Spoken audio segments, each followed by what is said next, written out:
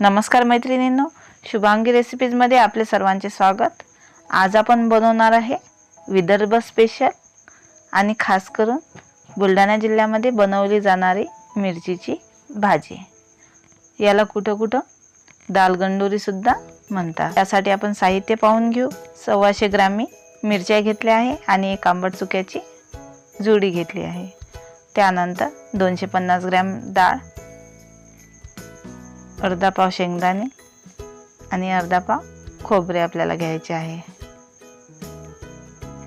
त्यानंतर 1 ते 2 गाठी मी लसणाची घेतली आहे आणि आलं, तसंच जिरं घ्यायचं आहे आणि कोथिंबीर। सुरुवातीला आपण आंबट चुका स्वच्छ पाण्याने धुवून घेऊ।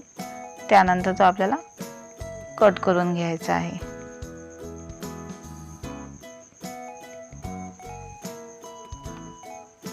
अशा पद्धतीने मी आंबट चुका कट करून घेतला आहे।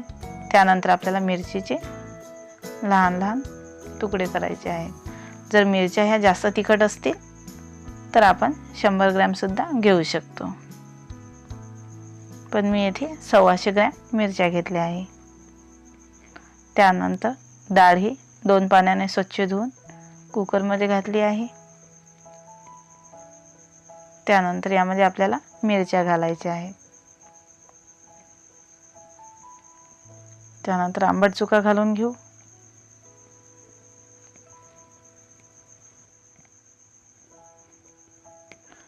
त्यानंतर यामध्ये खोबरं घालायचं आहे। जेवढं आपण खोबरं घेतलं होतं त्यातील आपण यामध्ये अर्ध खोबरं घालून घेऊ। त्यानंतर अर्धे शेंगदाणे मी थोडेसे भाजून यामध्ये घातले आहे आणि अर्धे शेंगदाणे हे पेस्ट करता ठेवले आहेत। यामध्ये आपल्याला डाळीच्या दुप्पट पाणी घालायचे आहे। 2 वाट्या मी पाणी घातले आहे आणि कुकरचं झाकण बंद करून घेऊ। याच्या 3 ते 4 शिट्ट्या आपल्याला काढून घ्यायच्या आहे। तोपर्यंत आपण शेंगदाणे भाजून घेऊ। थोडेसे लालसर होईपर्यंत आपल्याला शेंगदाणे भाजून घ्यायचे आहेत।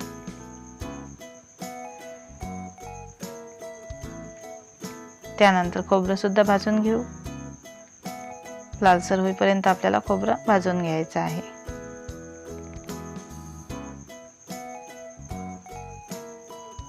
त्यानंतर मध्यम आकाराचा मी कांदा सुद्धा भाजून घेतला आहे। हा आपल्याला लालसर होईपर्यंत भाजायचा आहे। कांदा सुद्धा आपला छान असा भाजला गेला आहे। तो एका ताटामध्ये आपण काढून घेऊ। त्यानंतर 1 चम्मच मी खडा मसाला घेतला आहे, तो सुद्धा भाजून घेऊ। त्यानंतर 1 चम्मच मी खसखस घेतली आहे, ती सुद्धा आपण भाजून घेऊ। सर्व साहित्य आपल्याला एका ताटामध्ये काढून घ्यायचे आहे आणि थोडंसं थंड होऊ देऊ। त्यानंतर आपण ते मिक्सरच्या भांड्यातून फिरवून घेऊ। लसूण आणि आल्याची पेस्ट काढून घेऊ।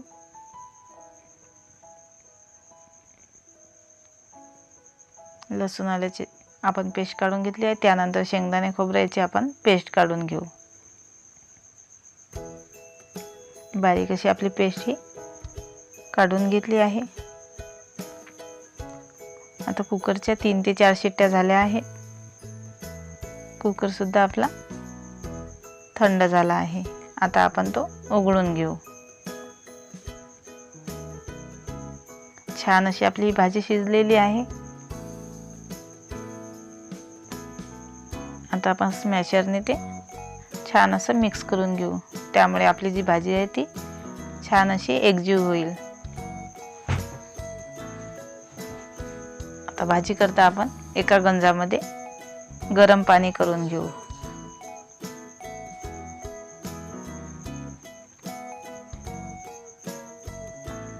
पाणी सुद्धा आपले गरम झाले आहे। आता फोडणी करता आपण कढई ठेवू। त्यामध्ये साधारणतः 1 पाव हे तेल लागेल। तेल गरम झाले की त्यामध्ये लसूण आणि आल्याची पेस्ट घालून घेऊ। 1 ते 2 मिनिटे छान अशी पेस्ट होऊ देऊ आणि त्यानंतर आपल्याला यामध्ये शेंगदाणे आणि खोबरं याची पेस्ट घालायची आहे। ती सुद्धा आपल्याला तेलामध्ये छान अशी 3 ते 4 मिनिटं होऊ द्यायची आहे।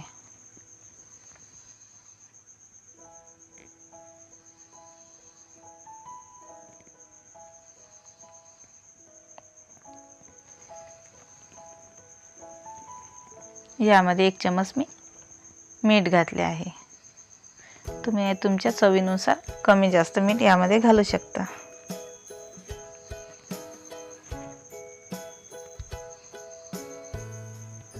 दोन ते 3 मिनिटं झाले आहे. यामध्ये क्रश करून आपण कसुरी मेथी घालून घेऊ. त्यानंतर यामध्ये आपल्याला 1 चमच मसाला घालून घ्यायचा आहे. सर्व आपण साहित्य छान असं मिक्स करून घेऊ. त्यानंतर अर्धा चमच हळद, हे सुद्धा आपण छान असं मिक्स करून घेऊ.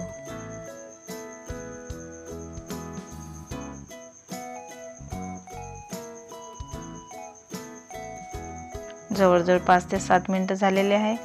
आपली जी पेस्ट आहे ती छान अशी या तेलामध्ये शिजत आहे. आता यामध्ये आपण भाजी घालून घेऊ.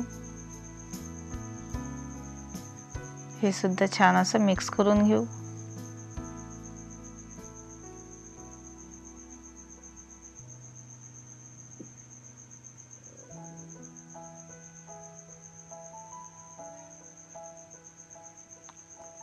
आता यामध्ये आपल्याला आवश्यकतेनुसार पाणी घालायचे आहे.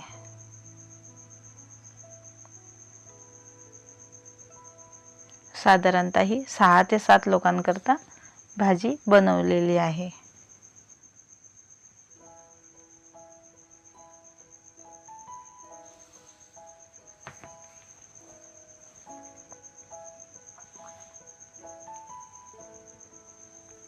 भाजी आपल्याला थोडीशी पातळच बनवायची आहे.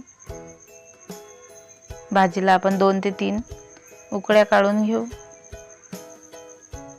छान अशी भाजी आपली शिजलेली आहे. शेवटी यावर आपण कोथिंबीर घालून घेऊ.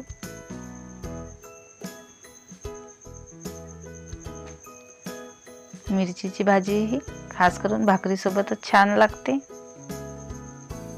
लहानांपासून तर मोठ्यांपर्यंत ही भाजी सर्वांना नक्कीच आवडेल. तर तुम्ही सुद्धा ही भाजी नक्कीच घरी बनवून पहा. तर अशा साध्या व सोप्या नवनवीन रेसिपी पाहण्याकरता शुभांगी रेसिपी या चॅनलला लाईक आणि सबस्क्राईब जरूर करा.